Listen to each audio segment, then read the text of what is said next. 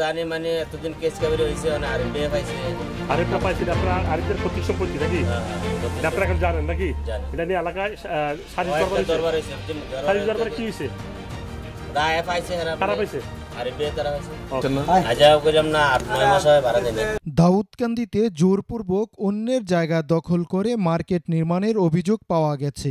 অভিযোগের প্রেক্ষিতে জানা যায় উপজেলার ছোট মোহাম্মদপুর মৌজায় BS 1114 ও 1115 দাগে প্রায় 3% জায়গা মোহাম্মদ আরিফ হোসেন গংদের পৈতৃক সম্পত্তি, কিন্তু ওই জায়গা জোরপূর্বক দখল করে মার্কেট নির্মাণ করেন আইনাল সরকার। এ নিয়ে বেশ কয়েকবার গ্রাম্য সালিশ হয়। সালিশে সিদ্ধান্ত হয় উক্ত জায়গা মোহাম্মদ আরিফ হোসেন গংদের। মোহাম্মদ আরিফ হোসেন তার জায়গা ফিরে পেতে বিজ্ঞ আদালত, সহকারী কমিশনার ভূমি, থানা এবং ইউপি চেয়ারম্যান বরাবর আবেদনও করেন। আমি এখানে উপস্থিত আছি, এখানে আপনার পেছনে যেটা দেখতেছেন যে রাস্তাটা, এই রাস্তা হচ্ছে আমাদের প্রত্যেক জায়গার উপর দিয়ে যায়। এই রাস্তাটা যাওয়ার এই পশ্চিম পাশে এই অংশটা এবং এই দোকানপাট সহ আমাদের BS 114 ও 15 দাগে এখানে এই সম্পদ রয়ে আছে।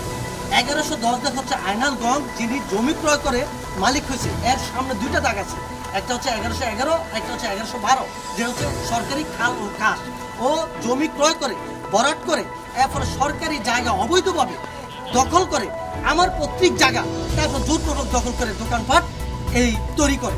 বিগত প্রথম অবস্থা থেকে আমরা বাধা প্রদান করে আসছি ও আমাদের আশ্বস্ত করছে যে হ্যাঁ আমরা এই জায়গার একটা মীমাংসা করবো আপনাদের সাথে।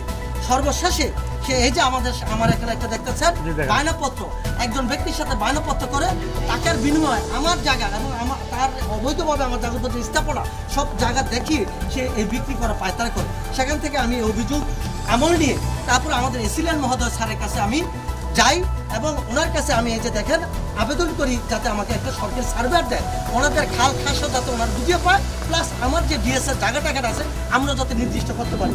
শেষে এই সার্ভেয়ার 24 তারিখে দেয় এবং এইটা দেখেন ম্যাপটা সমগ্র সার্ভেয়ার থাকে এবং এখানে গণ্যমান্য ব্যক্তিগত থাকে। এখানে এই গঠনতাত্ত্বিক এই পর্চাটা তৈরি হয়। এখানে দেখেন পাকা রাস্তার পাশে আমার BS 114 জায়গা, তারপরে হচ্ছে খালখাস, তারপর হচ্ছে তার পশ্চিমে ওই খালখাসের পরে গিয়া তার 10 শতাংশ জমির জায়গা। এর মানে অবৈধভাবে সরকারি জায়গা সব আমার জায়গা দখল করে রাখছে। এই যে দেখেন তার সাথে সর্বসাকল্যে এখানে আপনারা একটু খেয়াল করেন, ভিডিও চিত্র ফটোগুলো দেখলে আমাদের যে নায়েব মহোদয় এখানে উপস্থিত আছে, এই যে আয়নার এখানে উপস্থিত আছে, আমাদের এখানে মুগুল নম্বর 7 এবং আমাদের নেতৃস্থানীয় এখানে যারা সামাজিক লোকগুলো উপস্থিত থেকে আমরা সকাল থেকে বিকাল পর্যন্ত মাপ করার পরে যে দেখেন আমাদের বুঝিয়ে দেওয়া হয় এই যে তাদের টিনের ঘর, তার বড় ভাই কাশেম তার টিনের ঘর সহ আমাদের জায়গার মধ্যে পড়ছে এবং এই আইনালের দোকানপাটগুলো আমাদের জায়গার মধ্যে পড়ছে। তারপরে তাদের উপস্থিতিতে আমরা বেড়া দেই। পরবর্তীতে এই যে খুঁটি আমাদের BS এর খুঁটি দ্বারা নির্ধারণ করা হয় এই যে টিনের ঘরের ভিতরে। পরবর্তীতে সামাজিক স্বার্থে শান্তি শৃঙ্খলার স্বার্থে সবাই উভয় পক্ষকে এখানে 20 ফিট যে খাল কাজটা সামাজিক সাথে সরকার যখন নিবে নির্দিতে আমাদের নিয়ে নিবে, সামাজিক সাথে আমাদের BS এর জায়গা সহ 20 ফিট করে যোগ করে দেয় যাতে আমরা এখানে বসবাস করতে পারি শান্তি শৃঙ্খলা। এবং এটা আইনাল হক আমাদের সাথে মীমাংসা করে এবং আপোষনামায় সিগনেচার করে, উক্ত সাক্ষী কোনো এখানে সিগনেচার আছে।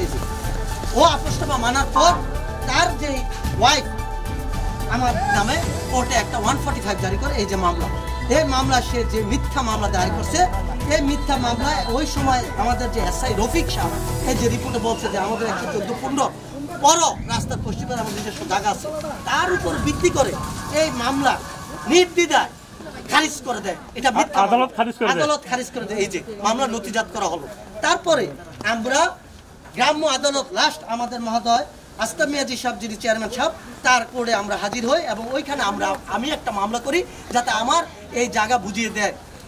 উনি এই মামলা সম্মানের সাথে আমার এই মামলা নথিজাত করে এবং 3বার দেখেন নোটিশ করে, তারা 3বার নোটিশকে খারিজ করে অবজ্ঞা করে হাজির হয় নাই। পরবর্তীতে চেয়ারম্যান সাহেব এই যে রিপোর্ট আমার পক্ষে দেয় এবং এই রিপোর্টে স্পষ্টভাবে লেখা আছে 114-15 দাগের রাস্তার পশ্চিম পাশে আরিফ গংদের 3% উপরে জায়গা রই আছে এবং শান্তির স্বার্থে তাদের জায়গা যাতে বুঝিয়ে দেওয়া হয় আমি তার পক্ষে সুপারিশ করিলাম এবং আইনগত যত আছে তার পক্ষে আমি আসি।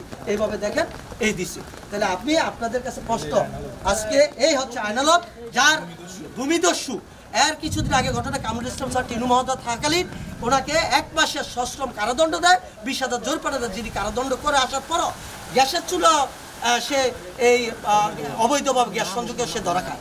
এর মানে সে অবৈধ একজন বিদ্যুৎ চোর, অবৈধ গ্যাস চোর, অবৈধ দখল এবং ভূমিদস্যু চিহ্নিত। এবং এই সমাজে সবাই জিজ্ঞাসা করেন তার এবং তার যে সহধর্মী স্ত্রী, সে একজন নিকৃষ্ট অমানুষ। কারণ সে কিছুদিন আগে নিজেকে বেপর্দা বানিয়ে একজন মানে মা জাতি এমন করতে পারে এই সমাজ জানে না। অর্থাৎ তারা মানুষের জায়গা দখল, টাকা অর্থ সাত। এই নিয়ে স্থানীয়রা জানান, আইনাল সরকার যে জায়গায় মার্কেট নির্মাণ করেছে এই জায়গা মোহাম্মদ আরিফ হোসেন গংদের। সে জোরপূর্বক ও অন্যায়ভাবে জায়গা দখল করেন। এই দাগের বাহিরে 10 শতক জায়গা কিনছে। 10 শতক জায়গার পরে 22 ফুট একটা খাসের জায়গা আছে। এই খাসের জায়গা পারিয়ে এসে সে জোরপূর্বক এই জায়গাটা দখলে আছে। আর যে সময় সে দখল করছে, এখন যে আরিফ গক এটা নিয়ে লড়তেছে, তারা খুব ছোট ছিল, তাদের বাবা ছোটকালে মারা গেছে, তারা এই বিষয় জানতো না। এখন তারা স্বাবলম্বী হয়েছে, তাদের পৈতৃক সম্পত্তি তারা বাহির করতে চাইতেছে।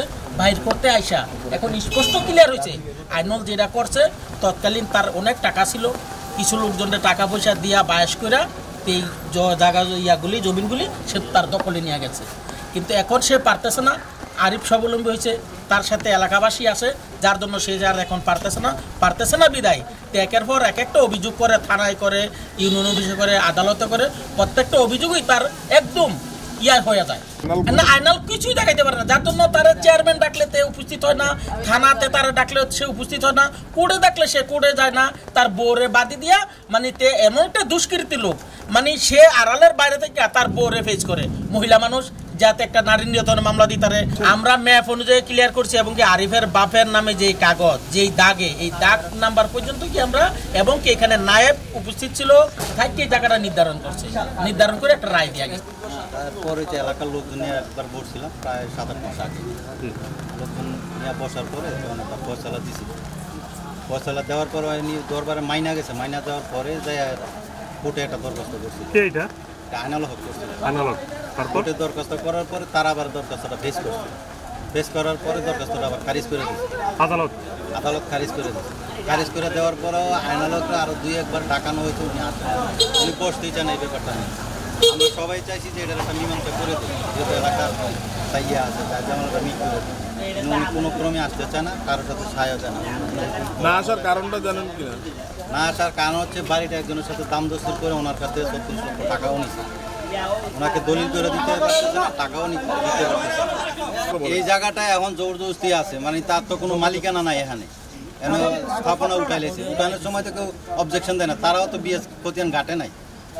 উঠানে যখন উঠাইছে স্থাপনাগুলো তারাও তো জানে না, যখন বিএস খতিয়ানে দেখছে যে তাদের জায়গা আছে, তখন তারা এই অবজেকশন দিচ্ছে।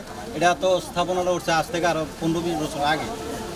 এখন তারা যখন দেখছে খতিয়ানে তাদের নাম আছে, জায়গা তাদের আছে, এই জন্য তারা এই অবজেকশন দিচ্ছে। অবজেকশন দেওয়ার পরে এলাকার লোকজন নিয়ে বসছিল, তাদের কাগজপত্র তাদের আছে। পিতৃ সম্পত্তির মালিক আমরা, এটা আমরা বাধা দিচ্ছি, কয়েকবার বাধা দিচ্ছি, গাছ গাছরা লাগাইছি, মীমাংসা করবো করে এইভাবে সময় কাটাই গেছে আমাদের। কত বছর কাটাইলো? অনেক বছরই কাছে, 15-20 বছর যাবত কাটাইতেছে। আমরা সবসময় ওয়াল ব্লক করি, এক সময় আমরা তালা দেই, আবার লোকজন লয়ে আইসা আবার খুলে, একটা সময় তার দানা ভাঙচুর করে, এইভাবে তার জীবন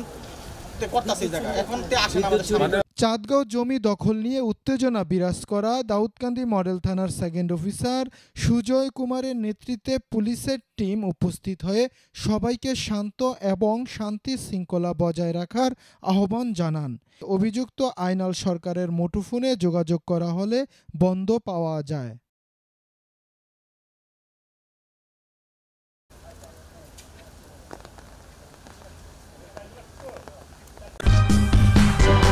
সূচনা community.tv বিনোদনের পাশাপাশি খবর।